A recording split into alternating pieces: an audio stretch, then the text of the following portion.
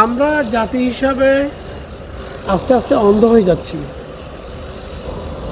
একদম অন্ধ হয়ে যাচ্ছি। কেন জানেন?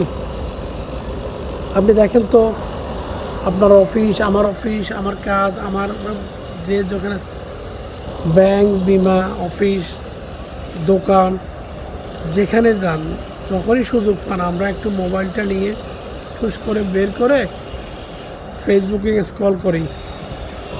কেউ 5 মিনিট, কেউ 10 মিনিট, কেউ 20 মিনিট, কেউ আধা ঘন্টা, কেউ 1 ঘন্টা।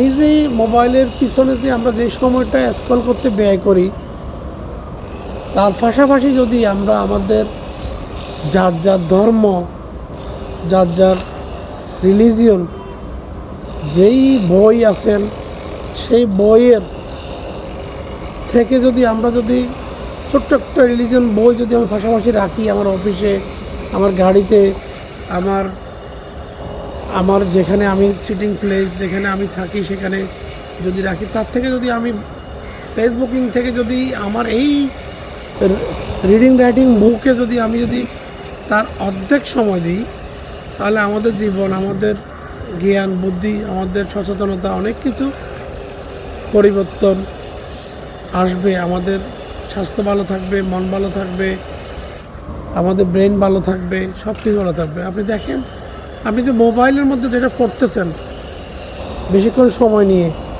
সেখানে কিন্তু মোবাইলের যে একটা স্কিনলেস আছে, যেটা আপনার চোখের কন্ট্যাক্ট নষ্ট করতেছেন, ব্রেন কন্ট্যাক্ট নষ্ট করতেছেন।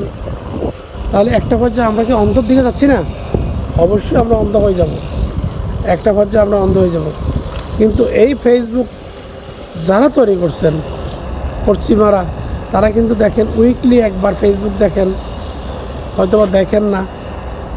এবং ফেসবুক যারা এই ডিভাইস যারা তৈরি করছেন, তারা বলতেছেন যে জীবন উপভোগ করো, ডিভাইস ত্যাগ করো, জীবন উপভোগ করো, ডিভাইস ত্যাগ করো।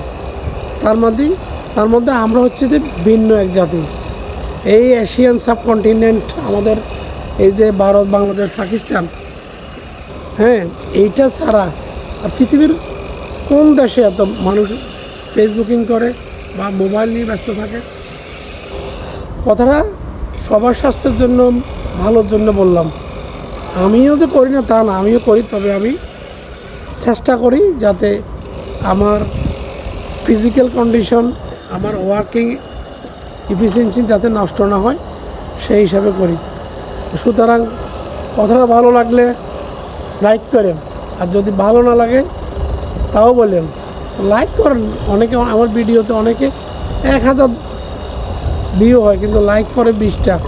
বুঝলাম না। আমি অজ্ঞানী হতে পারি, কিন্তু আমার কথাগুলো তো অজ্ঞানীর না। কথাটা ভালো লাগলে লাইক দিন। ওকে, আসসালামু আলাইকুম। ভালো থাকবেন, স্বাস্থ্যের প্রতি যত্ন নেবেন।